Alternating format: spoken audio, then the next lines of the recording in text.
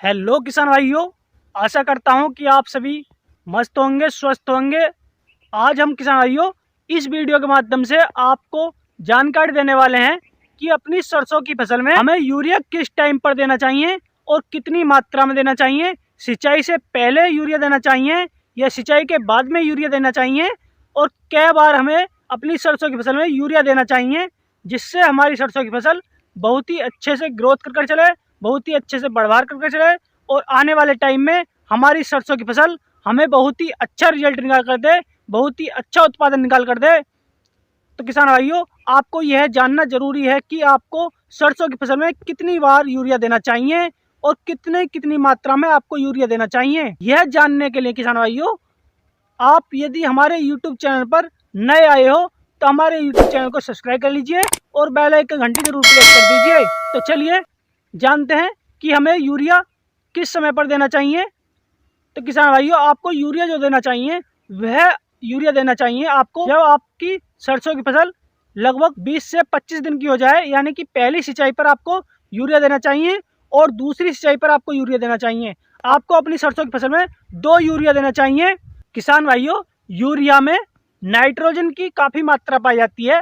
Nitrogen से किसान भाइयों आप सभी जानते हो कि हमारी फसल अच्छे से बढ़वार करती है, अच्छे से ग्रोथ करती है हमारी फसल। तो किसान भाइयों, आपको सरसों की फसल में यूरिया का इस्तेमाल जरूर करना चाहिए। हम आपको बता दें कि आपको यूरिया जो देना है सरसों की फसल में, वह सिंचाई से पहले देना है या सिंचाई के बाद में देना है। तो किसान भाइयों, आप सरसों की फसल में यूरिया सिंचाई से पहले भी दे सकते हो और बाद में भी दे सकते हो, लेकिन आपको ध्यान रखना है यदि आपकी ज़मीन रेतीली है जिसमें पानी नहीं रुकता है तो आप किसान भाइयों उसमें आपको यूरिया सिंचाई के बाद में देना चाहिए। क्योंकि किसान भाइयों, यदि आप रेतीली ज़मीन में यूरिया पहले दे देते हो तो वह बहकर ज़मीन के ज़्यादा अंदर नीचे पहुंच जाते हैं। तो किसान भाइयों, उसको हमारे सरसों के पौधे ग्रहण नहीं कर पाते। अधिक नीचे पहुंचने के कारण हमारे सरसों के पौधे उसे ग्रहण नहीं कर पाते और उससे हमारी सरसों की फसल को कोई फ़ायदा नहीं मिलता। तो इसलिए किसान भाइयों, आप यदि रेतीली ज़मीन हो तो आपको सिंचाई के बाद में यूरिया का इस्तेमाल करना चाहिए। कोई भी खाद डालो रेतीली ज़मीन में तो आप सिंचाई के बाद में ही डालो, आपको बहुत ही बेहतरीन रिजल्ट देखने को मिलेगा।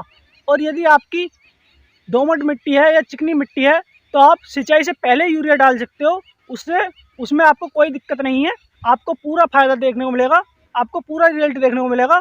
अब बात करते हैं कि यूरिया को आपको कितनी मात्रा में लेना चाहिए। तो किसान भाइयों, यूरिया लेना है आपको 35 किलोग्राम प्रति एकड़ के हिसाब से आप यूरिया का इस्तेमाल कर सकते हो। 35 किलोग्राम प्रति एकड़ के हिसाब से किसान भाइयों आप यूरिया को पहली सिंचाई पर दें, और आपको 35 किलोग्राम प्रति एकड़ के हिसाब से आपको दूसरी सिंचाई पर आपको यूरिया देना है। किसान भाइयों, आपको सिर्फ 2 बार ही यूरिया देना है। फूल आने से पहले आप 2 बार यूरिया दे दीजिए, आपकी सरसों की फसल आपको बहुत ही बेहतरीन रिजल्ट निकाल कर देगी। आप यदि 2 बार यूरिया दे देते हो तो आपकी सरसों की फसल में बहुत ही बेहतरीन बढ़वार होगी और फुटाव भी बहुत अधिक होगा, टहनियाँ बहुत अधिक आएंगी। जब टहनियाँ अधिक आएंगी तो आपकी टहनियों पर फलियाँ भी अधिक आएंगी, फलियाँ अधिक आएंगी तो आपका उत्पादन भी अधिक होगा। तो किसान भाइयों, आप समझ सकते हो कि आपका कितना उत्पादन बढ़ने वाला है यूरिया के इस्तेमाल से। किसान भाइयों, आपको यूरिया 2 बार जरूर देना चाहिए सरसों की फसल में।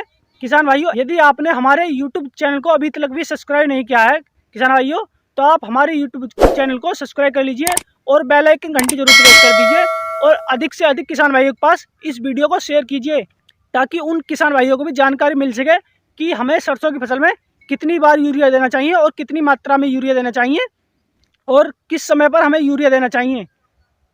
तो चलिए फिर मिलते हैं किसी नई जानकारी के साथ। जब तक के लिए धन्यवाद और सभी किसान भाइयों को राम राम।